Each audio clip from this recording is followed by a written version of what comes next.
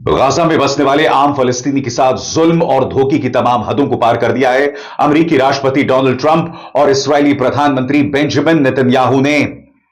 आप इस हुजूम को देखिए दोस्तों, इस भीड़ को देखिए। यह भीड़ पहुंची है एक राहत शिविर। अब आप सोच रहे हैं कि मैं एक राहत शिविर की तस्वीरें आपको क्यों दिखा रहा हूं, क्योंकि यह राहत शिविर चला रहे हैं अमेरिकी और इस्राएली। और क्या आप जानते हैं वहां पर जो फलस्तीनी पहुंच रहे हैं उनके साथ जो जुल्म हो रहा है उस पर संयुक्त राष्ट्र ने भी सख्त तेवर अपनाए हैं।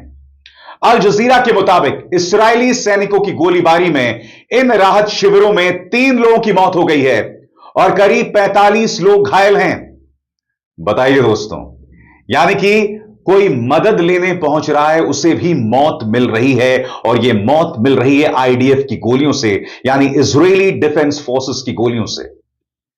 दिलचस्प बात यह है कि संयुक्त राष्ट्र ने इस राहत शिविर की सख्त शब्दों में आलोचना की है।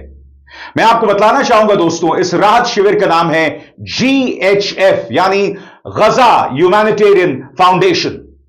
यह अमेरिकी और इस्राएली चला रहे हैं। और सबसे शॉकिंग बात, वो लोग संयुक्त राष्ट्र के किसी दिशा निर्देश का पालन नहीं कर रहे हैं। आपको समझना पड़ेगा दोस्तों, यह जुल्म किस तरह से हो रहा है। सबसे पहले इस्राएल संयुक्त राष्ट्र की किसी भी मदद को आने देने से रोक रहा है, यानी कि संयुक्त राष्ट्र के रास्ते में लगातार इस्राएल गतिरोध पैदा कर रहा है। उसके बाद राहत के नाम पर गजा ह्यूमैनिटेरियन फंड जो है वो स्थापित किया जाता है, मगर जब लोग वहां पहुंचते हैं तो वहां इस तरह की अफरा तफरी होती है। वहां किसी भी दिशा निर्देश का पालन नहीं होता है। लोगों की वहां हालत जानवरों से भी बदतर है, यानी कि लोगों को मदद मिल रही है मगर साथ ही गोली भी मिल रही है और साथ ही उनके साथ बदतमीजी भी की जा रही है। सबसे पहले दोस्तों, आपके स्क्रीन पर यह खबर जो बतलाता है कि जो लोग वहां पहुंच रहे हैं उन्हें गोली मिल रही है। गौर कीजिए, गजा में मंगलवार को उस वक्त हंगामा मच गया जब एक विवादित संगठन जो इसराइल और अमेरिका का समर्थित है की ओर से बनाए गए राहत कैंप पर भीड़ उमड़ पड़ी और इस्राएली सेना ने फायरिंग कर दी। इस फायरिंग में 3 फलस्तीनी मारे गए, 46 लोग जख्मी हो गए और 7 अभी भी लापता हैं। 3 लोगों की मौत।